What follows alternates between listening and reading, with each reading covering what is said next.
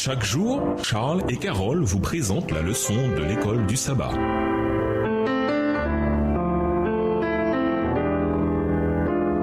Bienvenue dans votre émission. Dieu nous parle.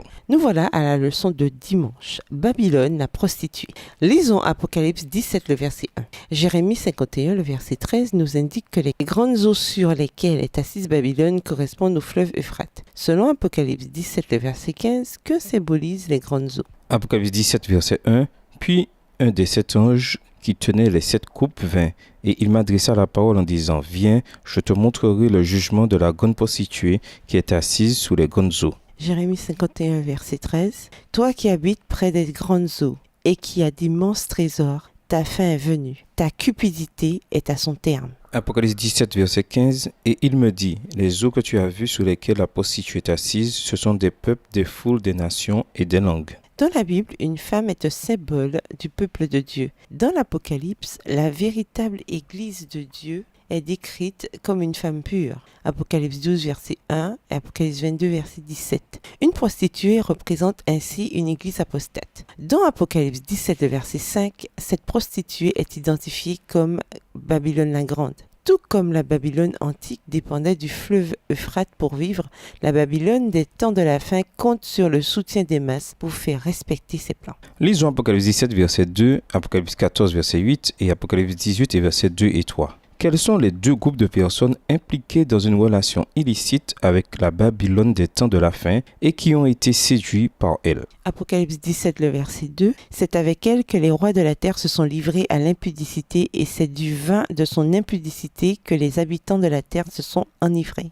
Apocalypse 14, verset 8, et un second ange suivit en disant, elle est tombée, Babylone la grande, qui a abreuvé toutes les nations du vin de la fureur de son impudicité. Apocalypse 18, verset 2 et 3, il cria d'une voix forte, disant, elle est tombée, Babylone la grande, elle est devenue une habitation de démons, un repère de tout esprit impur, un repère de tout oiseau impur et odieux, parce que toutes les nations ont bu du vin de la fureur de son impudicité, et que les rois de la terre se sont livrés avec elle à l'impudicité, et que les marchands de la terre se sont enrichis par la puissance de son luxe. Le premier groupe, les rois de la terre, ce sont les pouvoirs politiques en place. Ils sont décrits comme étant engagés dans une relation adultère avec Babylone la prostituée. Dans l'Ancien Testament, le vocabulaire de la fornication est souvent employé pour décrire la manière dont Israël se détournait de Dieu et se livrait aux fausses religions. Ésaïe 1, verset 21, Jérémie 3, les versets 1 à 10. La relation adultère entre les rois de la terre et la prostituée symbolise une union illicite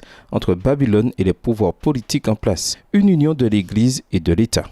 Le deuxième groupe à entretenir une relation illicite avec Babylone, la prostituée, ce sont les foules, les habitants de la terre. Ils sont enivrés spirituellement du vin de la prostitution de Babylone. Contrairement aux puissances politiques, les masses sont enivrées par les enseignements et les pratiques erronées de Babylone et sont trompées de manière à penser que cette dernière peut les protéger. Quand une personne est ivre, elle est incapable d'avoir des idées claires et il devient facile de la contrôler. Voir Ésaïe 28, verset 7. Le monde entier, à l'exception d'un reste fidèle, sera induit en erreur par Babylone. À la fin, comme aujourd'hui et depuis toujours, les foules auront tort. Qu'est-ce que cela devrait nous indiquer sur les dangers qui nous guettent si nous suivons l'opinion populaire, aussi populaire soit-elle? Que nous enseigne la chute de Babylone sur le caractère de Dieu et sur la façon dont il entend conclure l'histoire de ce monde. Au revoir. Et à demain si Dieu veut. Dieu nous parle. Chaque jour, Charles et Carole vous présentent la leçon de l'école du sabbat.